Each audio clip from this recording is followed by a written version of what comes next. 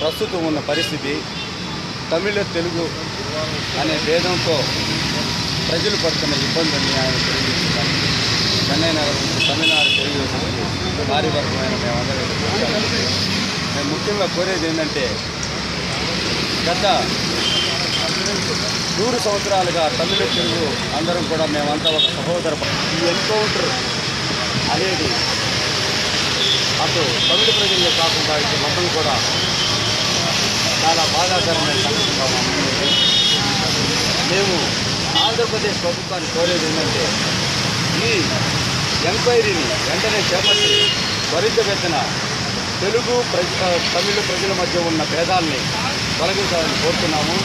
అదేవిధంగా తమిళనాడులో ఇటీవల కాళీవాకం అని చెప్పి ఒక బిల్డింగ్ కూలిపోతే దాదాపు 38 మంది తెలుగు వాళ్ళు మరణిస్తే అక్కడ అహోరాత్రులు శ్రమించి తమిళీయులందరూ ఆ శిథిలాల కింద ఉన్న శవాలను వెలికితీసి వారి ఊరికి పంపించే వరకు ఇలా ఎంతో సేవ చేశాడు.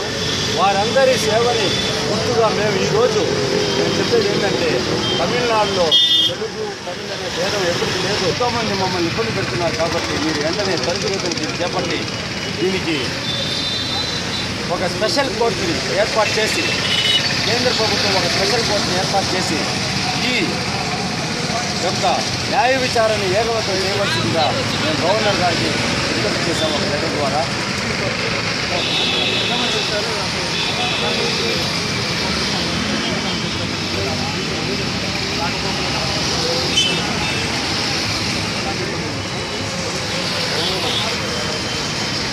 ఇప్పుడు ఆంధ్రప్రదేశ్ ప్రభుత్వం ఇది న్యాయపరమైన వ్యవహారంలో ఉన్నారు కాబట్టి దీంట్లో జరిగిన వాస్తవాలు ఎవరికి తెలియదు కాబట్టి భారతదేశంలో చట్టాలు చాలా స్ట్రాంగ్గా ఉంటాయని చెప్పవచ్చు.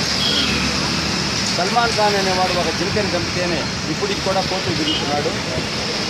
అదేవిధంగా ఈ ఎన్కౌంటర్ వెనక ఉన్న అన్ని రకాల అవస్థలు కూడా మన ప్రభుత్వాలు ముందుండి ఇది ఎన్కౌంటర్ మరణమా లేక హత్యాకాండ అనేది నిర్ణయిస్తారు.